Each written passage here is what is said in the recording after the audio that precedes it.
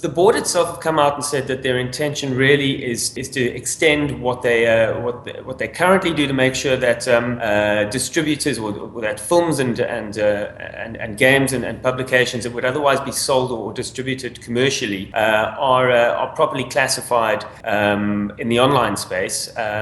And largely to protect vulnerable groups, so protecting children from harmful content, protecting individuals against hate speech and racism, and so there are some noble purposes there, and things which I think which I would hope that most South Africans would agree with, but the way that it's currently drafted and the way that it's proposed to be implemented is very, very broad and open to misinterpretation or open to unscrupulous interpretation, and that really is our concern. It's we have engaged with the FPB.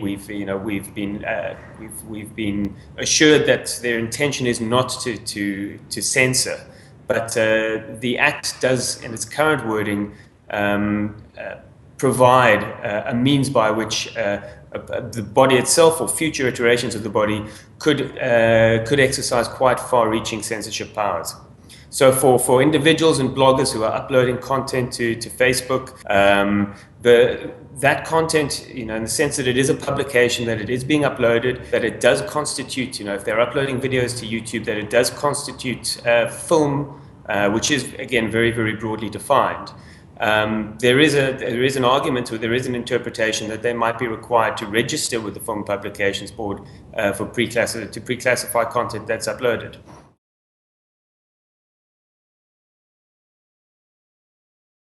It has just been drafted so broadly that individuals can quite easily fall within its net.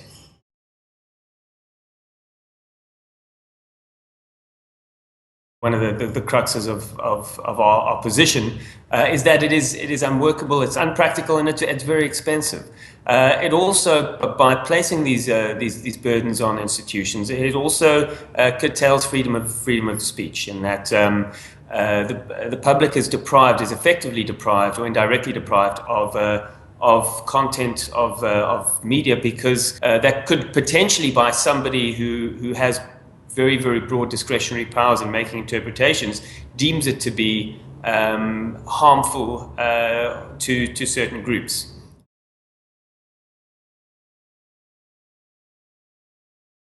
Before we even knew about the policy, the Press Council and South African National Editors Forum, SANEF, and the IAB have been working on a cross-platform or channel-neutral upgrade or revision of the current Press Council and the Press Code to ensure that it covers online content. The IAB has been working with the Press Council for a number of years now, in a relatively loose arrangement, but an effective one, whereby complaints that are raised relating to particularly our publishers or about content that is published on online media has been dealt with. So, where we would receive a complaint about one of our publisher members, if that publisher member was not a member of the Press Council, we would still deal with it in collaboration with the Press Council. And where the Press Council received complaints about online media or issues that were or content that was published, there'd be a dialogue between us, and we'd make sure that it was dealt with. And by and large, it seems to have worked,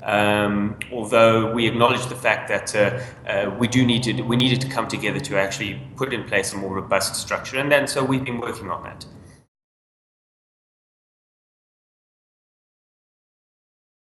We are still working on putting together the structure, putting together the code.